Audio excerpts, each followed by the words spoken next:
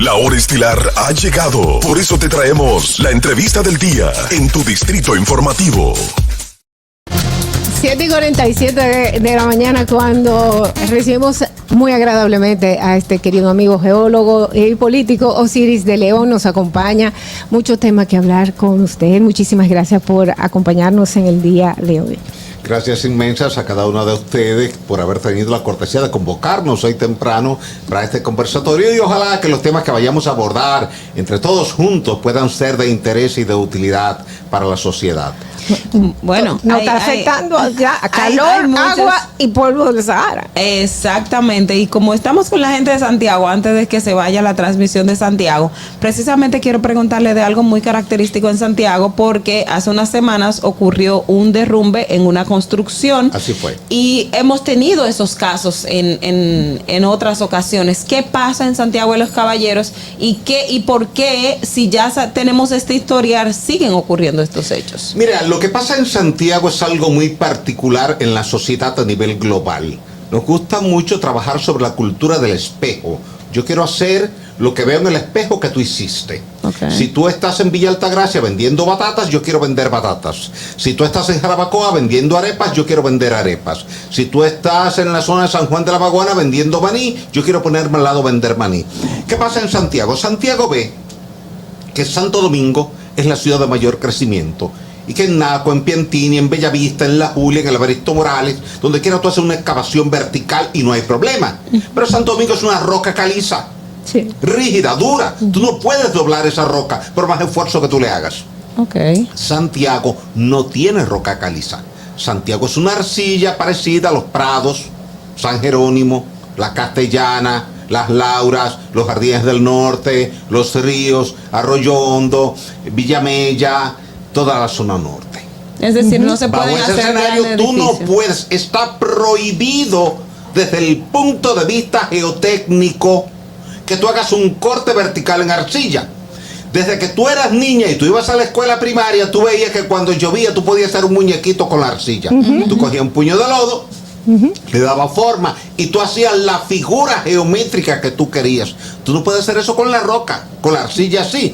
Okay. ¿Qué pasa con la arcilla? La arcilla, que es un elemento de degradación de una roca. La naturaleza no ha hecho arcillas de manera primaria. La arcilla es una derivación. Es como los fritos verdes. La naturaleza no hace frito verde. El frito verde lo haces tú, tomando un plátano verde y llevándolo a un proceso de cocción y de aplastamiento. Okay. La naturaleza hace rocas, rocas ígneas y rocas sedimentarias en los mares. ¿Qué ocurre? Que con el sol y la humedad, el sol, la humedad, el sol, eso se repite cíclicamente todos los días por millones de años. La roca, cuando hace calor, se expande y cuando hace frío se contrae. Y ese proceso de expansión y contracción rompe el enlace molecular y se te va formando esa capita de arcilla arriba. ¿Qué pasa con la arcilla? La arcilla tiene la particularidad de ser un material coloidal. Es como que te hace una trampita. Siempre que llueve, tú ves el río sucio. Sí. ¿Pero por qué el río está sucio si la lluvia no vino sucia? Sí. Simplemente cuando esa agua de lluvia entra en contacto con la arcilla del suelo, entonces se lava en forma coloidal. Ustedes conocen una vieja canción que dice: el agua se aclara sola al paso de la corriente. ¿Por qué?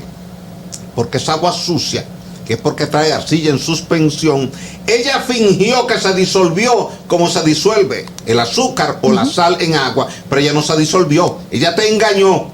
Para poder irse, para poder lavarse, ella va en una suspensión coloidal. Mientras hay energía cinética en el agua, es decir, mientras el agua va corriendo. Entonces, cuando entra en reposo, la arcilla vuelva y toma su lugar. Entonces en Santiago no se puede hacer edificios. Eso porque cada vez que le entre agua a esa arcilla ya se va a ablandar. Se cavó en el sector de los salados, vertical, se humedeció el terreno, se ablandó, se derrumbó y cayó encima de 3 trabajadores que afortunadamente pudimos rescatarlos con vida, aunque con golpe. No así frente al Gran Teatro del Cibao y frente al monumento donde hace 3 años un derrumbe similar, pero de mayor altura mató 6 trabajadores. En Quiere ese decir mismo... que Santiago no puede hacer lo que hace Santo Domingo en las excavaciones. En arcilla está prohibido un corte vertical sin una protección lateral. En ese mismo tenor, recientemente vimos aquí que se derrumbó una pared de un edificio al lado del CODIA. Sí. ¿Qué tan común son las inobservancias en la construcción para que soporte un movimiento telúrico o algún fenómeno? Y si se Mira, respetan. esas inobservancias son muy comunes, más comunes de lo que refleja la prensa. La prensa los refleja, los reseña cuando el caso tiene una gran dimensión. Pero te pasa todos los días en los barrios periféricos, te pasa en Cristo Rey, en el Caliche, te pasa en la Ciénaga, en los Guandules, te pasa en los ríos. ¿Por qué? Porque abusamos como seres humanos de la confianza. Siempre pensamos que no va a pasar nada, es como el motorista, él cruza en rojo sobre la base de que no va a pasar nada, pero quizás no está viendo un vehículo que viene en dirección contra él e impacta. Exacto. Entonces, ¿qué pasó en el CODIA? En el CODIA, que hay un solar libre, baldío, del lado este del CODIA, decidieron construir un hotel boutique. Pero el espacio es muy estrecho en dirección este-oeste. Este-oeste es mirando de San Cristóbal para Boca Chica, o de Boca Chica para San Cristóbal. Y norte-sur es mirando para el Mar Caribe. El solar es largo, norte-sur, pero estrecho en dirección este-oeste. Es como un pasillo largo. pasillo. ¿Qué ocurrió? Que como había poco espacio este-oeste, ellos se fueron pegando a la pared del CODIA. Pero no se conformaron con pegarse a la pared del CODIA. Excavaron la pared del CODIA, una pared colonial de 500 años, para empotrar, para enclavar ahí dentro las columnas de ellos. Bueno, y se olvidaron de que están debilitando un muro colonial y el muro vino abajo. Vamos a seguir hablando de las construcciones, porque yo quiero saber cuáles son las consecuencias que puede traer el haber hecho, por ejemplo, la cárcel Nueva Victoria en un humedal. Pero antes tengo que despedir a Éxitos 90.5, que ha transmitido este programa para todo el Cibao y Santiago. Muchísimas gracias, un abrazo a todos ustedes. Ustedes deben de continuar con nosotros, les invitamos a que pasen a YouTube, estamos ahora mismo transmitiendo en vivo. Búsquenos Distrito Informativo y súmese a esta conversación, esta interesante entrevista que continuamos aquí con Osiris. Señores, y también quiero decirles que estamos en Dominica Networks y en Vega TV, así que pueden usted también pues sintonizarnos por ahí. Vamos a continuar con esta conversación que tenemos con nuestro querido amigo Osiris de León. Esa pregunta es: ¿qué puede pasar con estos edificios que fueron levantados sobre un humedal? Se hizo un movimiento de tierra que fue carísimo, pero ¿sería suficiente como para que esto no tenga consecuencias en un futuro cercano? Mira, ese es un buen tema, porque precisamente la primera pregunta de ustedes en esta entrevista fue Santiago y la arcilla. Recuerda que tú habrás leído o habrás escuchado en algún momento que Santiago Colonial fue destruida por un terremoto cuando estaba en Jacagua. 2 de diciembre de 1562. Primer terremoto que experimentan los colonizadores aquí en este territorio. Hasta ese momento no sabían que aquí ocurrían terremotos. Destruye Santiago y destruye a La Vega, no destruye a la ciudad de Santo Domingo. Y estaban las 3 ciudades coloniales. ¿Por qué destruye a Santiago? Porque estaba en arcilla. ¿Por qué destruye a La Vega? Porque estaba en arcilla. ¿Por qué no destruye a la ciudad colonial? Ahí está la catedral, la iglesia Regina Angelorum, todos los museos que tú conoces que datan de 1504, 5, 6, 7, 500 años. Y no pasó nada. La zona de Las Parras es exactamente igual al suelo de Santiago en la mitad norte. Porque si a la mitad sur, Santiago entra en una lutita que es de mayor resistencia. ¿Qué pasa con ese suelo? Ese suelo te da 3 tipos de problemas. Primer problema, su capacidad de carga no es la estándar, siempre es inferior a la capacidad de carga. Capacidad de carga es la capacidad que tiene el suelo de soportar un edificio pesado encima sin asentarse. Ahí viene el segundo problema: asentamiento. En ingeniería está prohibido que haya un asentamiento superior a 1 pulgada, que son 25 milímetros, o sea, 2,5 centímetros. ¿Por qué? Porque el hormigón con el que tú construyes este edificio, el edificio del frente, es rígido. Él no se dobla. como se puede doblar un pedazo de goma. Si tú intentas doblarlo, él puede partirse, pero no doblarse. Cuando se va asentando y se asienta más de un lado que de otro, hay un esfuerzo tensional en los muros y tú comienzas a ver que comienza a agrietarse. De arriba hacia abajo. Son grietas generalmente verticales. Pues se está sentando de un lado y del otro no. Es como que tú estés sintiendo un esfuerzo de un lado, pero del otro no. Tu cuerpo comienza a sentir una tensión en la porción central porque te están jalando de un lado y del otro no. Exacto. Entonces ese es el segundo problema. El tercer problema es el tema de la sismicidad. En las arcillas, sobre todo en los humedales, la onda sísmica de corte, BS, que es la que lleva el 70% de la energía elástica y es la que hace el daño terrible como el que tuviste en Puerto Príncipe el 12 de enero del año 2010, va lentamente. Cuando una onda viaja lentamente a través de un suelo, su energía no puede consumirla en velocidad, pero tiene que mantenerla. Entonces la consume en amplificación. Y la onda sube allá arriba y baja y vuelve y sube. Entonces, bajo ese escenario, te genera una fuerza cortante que tiende a ser superior a la resistencia máxima de tus elementos estructurales verticales y la estructura falla. Cuando tú te vas a Japón, a Chile, a Perú, a Ecuador, a Puerto Plata, a Puerto Rico, a Puerto Príncipe, a cualquier parte del mundo donde hayamos tenido un terremoto, y haces un inventario de los daños, te vas a encontrar que el 100% de las estructuras dañadas estaban sobre arcillas, sobre limos, sobre arenas, sobre aluviones y sobre caliche. Por tanto, tú acumulaste 3 problemas ahí. ¿Que lo puedes resolver? Sí, lo puedes resolver, pero tienes que hacer una inversión. ¿Debió haberse previsto? Sí, debió haberse previsto. ¿Hay un reglamento aquí que lo establece? Sí, el reglamento R001 del diseño de sismoresistencia. Se cumplió Sí, en el pero caso. tú sabes que nuestros reglamentos son como el semáforo. Unos lo respetan y otros no. ¿Y se sanciona también o no? Como el semáforo. Normalmente no se sanciona, no hay esa práctica, no hay esa cultura. Debía hacerse, pero no se hace. Pero en el caso de la Victoria, ¿se hizo o no se cumplió con esos elementos que usted decía? ¿Se puede preparar el terreno para que no afecte de forma tal? De acuerdo a lo que se ha visto. Porque ¿Usted entiende un que terremoto se llevaría ¿Se preparó la vida o no de se todo preparó? este Mira, se cortó un poco de la arcilla. Desde ese punto de vista está correcto ese paso. Ok. Ahora, se cortó lo suficiente. Normalmente lo que tú haces es un ensayo de ondas sísmicas. Tú coges un martillo grande de 20 libras, 30 libras, impacta sobre una placa de acero, generas una onda, instalas una serie de geófonos como si fueran auditivos Ok. y mides el tiempo que tomó la onda en llegar, desde el momento en que tú diste el golpe hasta que llegó a cada geófono. Con eso tú calculas la velocidad. Recordemos que por física aprendimos todos en la escuela intermedia y secundaria que la velocidad es la distancia dividida entre el tiempo. Si tú quieres saber cuál es la distancia en Santiago, tú calculas el tiempo al que tú viajaste, ya, fácil. Hablando de reglamentos, justamente usted mencionó un reglamento que sí existe y que no se cumple con la Nueva R001. Victoria. Exacto. Pero existen muchísimos más que no se cumplen y normativas que tenemos para construcción. Y que si el Estado no lo respeta, pues hemos visto propiedades privadas que tampoco. Por ejemplo, se hacen edificios de ciertos pisos que no son adecuados en ciertas zonas y sin embargo el ayuntamiento les da permiso, Sí. otras instituciones les da permiso. Hubo uno recién en Piantini que los comunitarios se están quejando por la altitud que tiene y sin embargo eso se pudo hacer. En esos casos de que existen esos reglamentos, no se cumplen y se hacen, ¿cuáles son las consecuencias que nosotros estaremos Mira, pagando? la alcaldía solamente está facultada para autorizarte el uso de suelo, pero no del subsuelo. Y eso es algo que la sociedad normalmente no distingue. Suelo es la superficie, es la película, es como la sábana. No se refiere al subsuelo.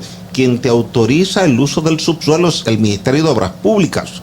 Si es para construcción, si es para uso minero, te lo autoriza la Dirección de Minería en base a la Ley Minera 146. Entonces, en la alcaldía de cualquiera que sea, la del Distrito Nacional, la de Santo Domingo Este, Norte, Oeste, Santiago, La Vega, Bonao, te autoriza el uso de suelo. Sí, puedes usar ese suelo para tal obra. Ya, ahí termina su competencia.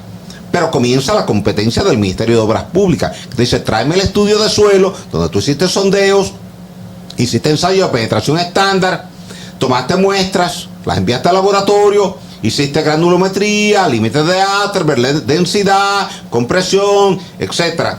y yo voy a revisar todo eso. Y en base a la revisión que yo haga como ministerio, te voy a decir si lo que tú me estás proponiendo ejecutar procede o no procede. Si no procede, te voy a sugerir modificaciones o te voy a rechazar de plano el proyecto. Ocurre que, como en todas las instituciones, no tenemos tanto personal para evaluar tantos proyectos que llegan diarios. Entonces ocurre una de dos cosas: o se ralentiza el proceso o se emiten aprobaciones sin haber estudiado a profundidad el problema, y vienen cosas como esa de las parras, que quizás tú tenías que cortar 4 o 5 metros de la arcilla más blanda para evitar asentamiento, no se hizo, quizás se cortó 1, quizás se cortó 2, entonces no se cumplió, y a la larga la obra termina sufriendo, porque tú no lo ves en un año, no lo ves en 2, pero ya a los 3, 4 comienza a verlo, que se va agrietando, se va torciendo, comienzan las filtraciones, se deteriora el acero interior. Ustedes vieron que en Miami se cayó un edificio de apartamentos, la Torre Champlain, Champlain Sur. Así es. ¿Por qué se cayó? Esa torre estaba cimentada sobre una arena y venía asentándose 1 milímetro por año, de acuerdo a un estudio que había hecho la universidad. Wow. Se advirtió a tiempo que había que intervenirlo y no se intervino. Ocurre que hubo un descuido en materia de ingeniería y al final la estructura colapsó. Por eso, cuando tú tienes una estructura en un ambiente costero, y Santo Domingo es un ambiente costero, aunque usted no lo crea, Santo Domingo Norte recibe mucho salitre, sí. Tú no lo ves de manera directa, lejos, pero pon tu bicicleta en el patio de la casa 6 meses para que tú la veas oxidada por el salitre. Sí. Te llega ya el salitre. Tenemos no una... te llega con la misma intensidad que te llega al malecón, pero te llega. Tenemos una llamada para Osiris de ¿Cómo no? León. Adelante. Buenas. Buenos días, buenos días. Un Buenos gusto, días. señor de León, saludarle. Encantada, chica. Marilyn desde la zona universitaria. Hola, María, Eh, cariño. usted está hablando del estudio de suelo. ¿Qué necesitamos aquí para que eso se cumpla, para crear conciencia en lo que vayan a fabricar, edificar algo? Que ellos tienen que pedir un permiso, que se tiene que hacer un estudio de suelo, que hasta que no le den ese permiso no deben comenzar a construir, porque ¿por qué cuesta tanto trabajo? Igual que pasó con cuando estaban construyendo el metro, no hicieron el estudio de suelo, entonces para dar explicación costó muchísimo trabajo. ¿Qué tienen que hacer?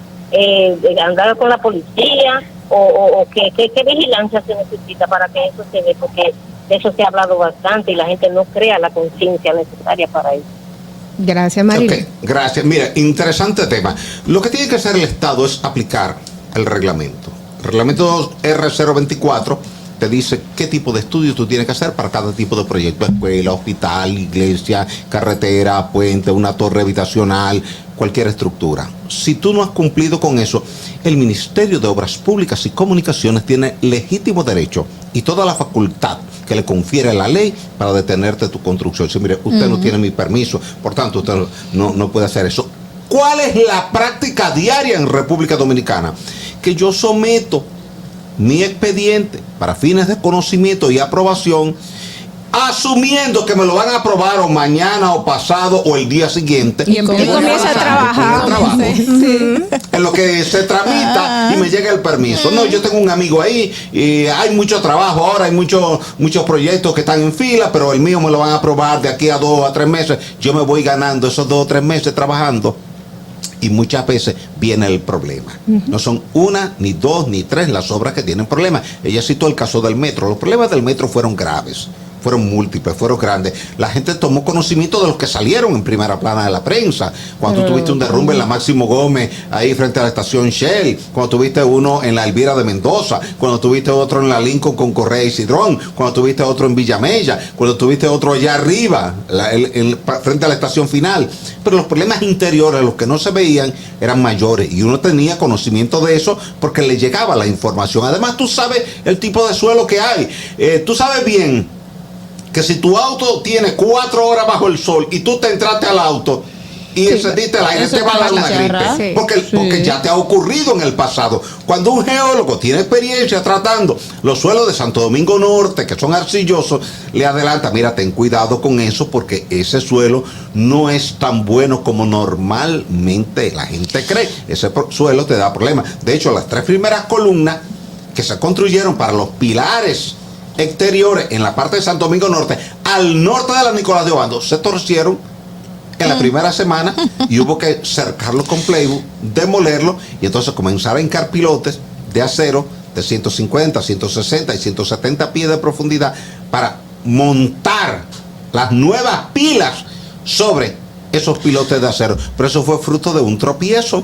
El Ya Ministerio de encontrando en Obras el camino. Públicas, el Ministerio de Obras Públicas anunció, o bueno, el gobierno anunció la inversión en varios puentes de Sí. todo el país. La infraestructura física, o sea, como nuestros elevados, ahora mismo que ya son muy antiguos, muchos, los mismos pasos a desnivel, los mismos túneles y los puentes, ¿cómo se encuentran en la actualidad?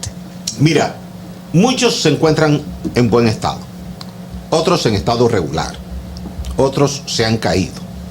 Te puedo decir que a mí me tocó, por instrucción del Ministerio de Obras Públicas, inmediatamente después del huracán George, 22 de septiembre del año 1998, ir a evaluar los puentes que se cayeron a la región suroeste del país, que se cayeron todos.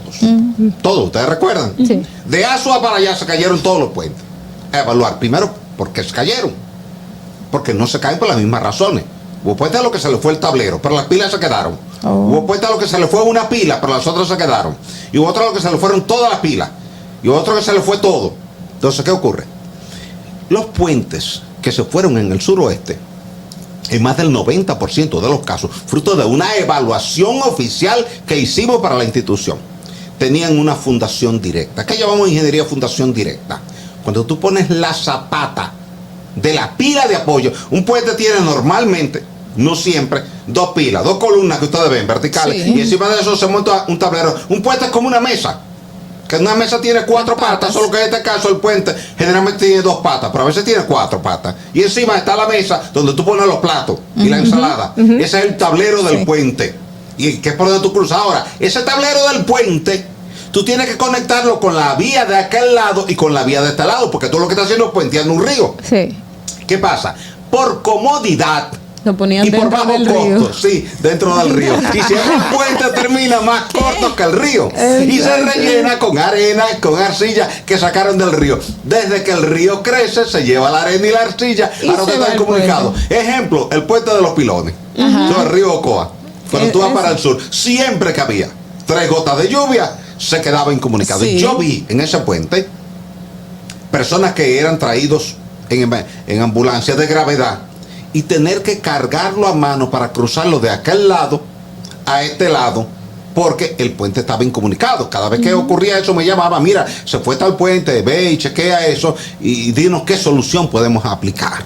Me ha ocurrido muchas veces. Entonces aquí se nos han caído más de 300 puentes desde el huracán David para acá, o por erosión de aproche, o porque falló por socavación la pila, o porque se fue el tablero, como el puente Chabón. ¿Ustedes se acuerdan del puente Chabón? Donde todos los artistas se retrataban. Sí, hermoso. Hermoso, pero bajaba y subía. Pero bajaba al río, un error de diseño. Exacto. Un error, ¿qué pasa? Subió al río cuando la tormenta Jean, en septiembre del 2004, se llevó el tablero y durante un mes nadie podía cruzar de la Romana para Higüey, ni de Higüey para la Romana. Entonces, cuando se hizo el puente nuevo, fui consultado por la empresa contratista que tenía la obra y dije, no, nosotros no tenemos que estar bajando el tablero del puente al río, tenemos que subir el tablero allá arriba, donde el diluvio de Noé nunca No llegue llegue, a tocar llegue. el tablero del puente. Osiris, antes ya de concluir, quiero retomar el tema de la Victoria, porque me preocupa, porque son edificaciones que tienen más de 2 niveles. Y hablamos del terreno donde se construyó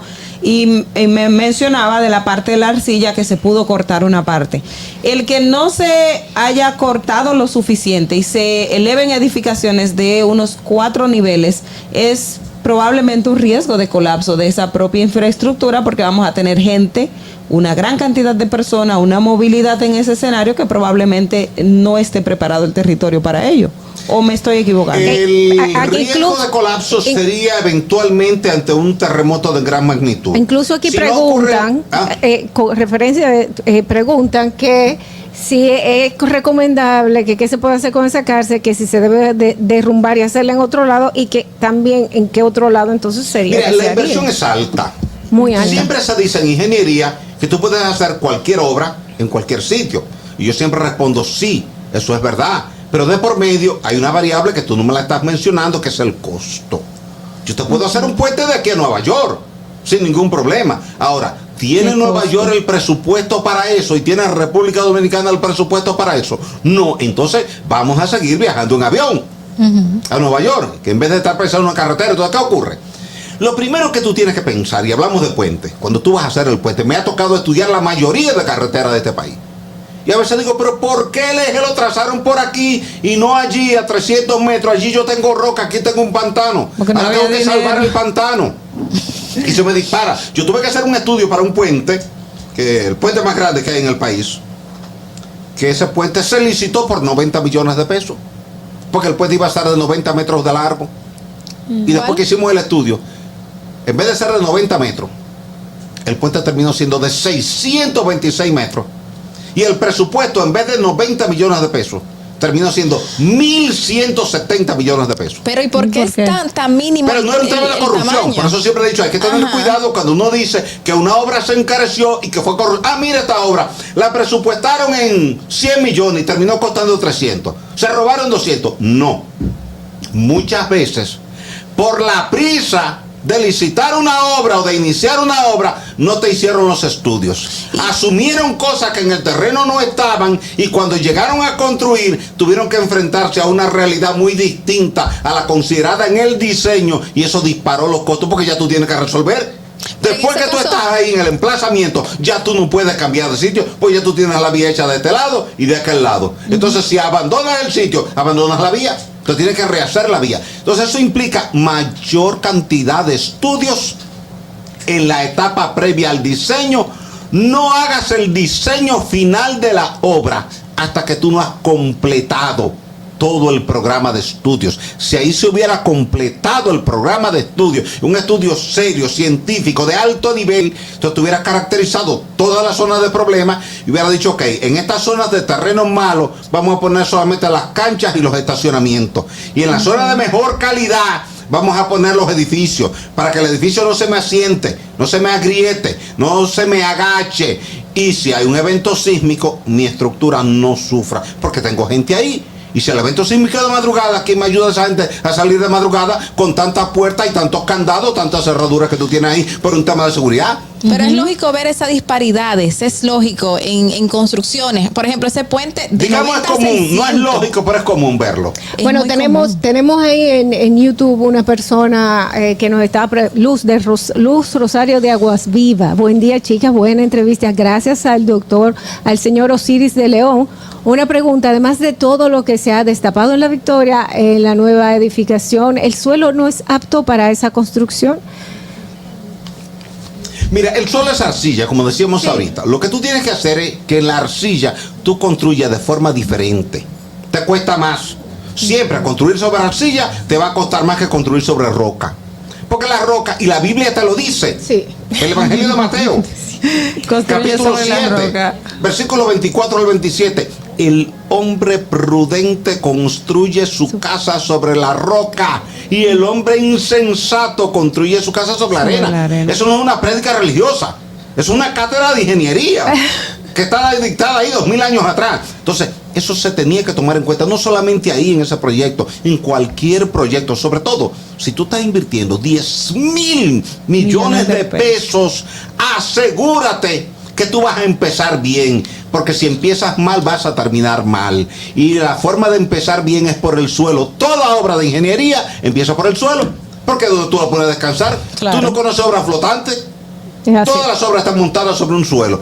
No importa que sea roca sedimentaria, roca ígnea, o que sea un suelo de arcilla, de limo, de arena, de caliche, de aluvión. Entonces lo primero es que tú caracterices ese suelo, ves cuál es la parte mala, saneas la parte mala, la quitas para cimentar sobre la parte buena, o decides montar la estructura sobre el pilote, o le montas una platea rígida que te pueda soportar eso, o si tú tienes temor sísmico a la zona, le pones aislamiento sísmico, que son unos aislantes elastoméricos que pones entre el suelo y la zapata, para que cuando el suelo se mueva, la estructura no se mueva. Son cosas que están ahí disponibles en la ingeniería. Si el país no las usa, es por descuido, pero están disponibles. Bueno, ya última antes de irnos, que tenemos que irnos. Buenas. Buenos días, chicas. José G. Pérez desde la ciudad de Nueva York. Buenas, Hola, José. José. Bueno, una pregunta para el señor Osiris breve. Entonces, esas compañías, de verdad, que son corresponsables de este tema de construir encima de esta arcilla, como usted menciona, o sea, una compañía que se respete, independientemente que el Ministerio Público o el gobierno le diga, sí, construyela, que es que yo la quiero. O sea, por todo el dinero del mundo, una compañía responsable no debió aceptar ese trabajo. Totalmente de acuerdo con usted. Gracias. Así se trabaja bajo un escenario de responsabilidad profesional. Y le voy a poner un caso. A mí no me gusta ponerme de ejemplo, pero en una ocasión una institución estatal me invitó a una licitación. Era un trabajo de exploración de suelo, no para ingeniería, sino buscando minerales. En una zona del país, la zona este. No voy a especificar cuál es la zona.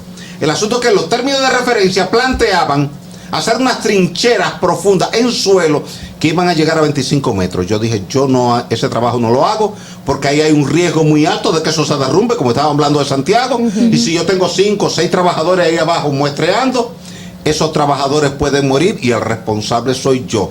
Ante el Estado, ante la comunidad y ante los familiares. Entonces preferí no participar en la licitación. Y por más que me llamaron, que sí, que mira, que entonces los términos de referencia son claros. Si yo no hago lo que dice ahí, después me van a acusar de que yo no cumplí con los términos de referencia. Yo prefiero sustraerme del proceso, no participar, no voy a presentar oferta, porque ese riesgo yo no lo voy a correr. Eso debió haber hecho a la gente que estaba participando en ese proyecto. Decirle, mire, las condiciones del suelo son estas. Para que esto funcione bien, hay que hacer esto. Si eso no se hace, yo no participo. Lo he hecho en proyectos ambientales. Me llevaron a un proyecto ambiental que querían que yo dirigiera toda la parte de ingeniería. Cuando el promotor del proyecto, dueño del proyecto específicamente, me dijo, yo quiero quitar estos manglares de aquí para poner unos hoteles aquí y los manglares los voy a sembrar allá. Le dije, ¿usted sabe por qué los manglares están aquí y no están allá? Porque se dan aquí y no se dan allá. Sí, por tanto, usted los siembra allá, no se van a dar allá, porque ese terreno no es adecuado. Yo le sugiero que haga los hoteles allá, deje este manglar aquí y lo considere como un atractivo. Me dijo, no, yo lo quiero así. Le dije, pues yo no participo. Exacto. Porque eso así viola la ley ambiental 6400. Le dije, y después el problema es mío. No va a ser suyo, va a ser mío. Igual en una gran central térmica que hay en el país, la más grande, yo era uno de los consultores que estaba en la parte de ingeniería y una empresa extranjera me planteó de que había que hacer algo de tal manera. Y le dije, no, la ingeniería dice que esto se hace así. Y entonces me dijo, pero nosotros queremos que se haga así. Yo le dije, cuando el proyecto termine, usted se va para su país y yo me quedo aquí.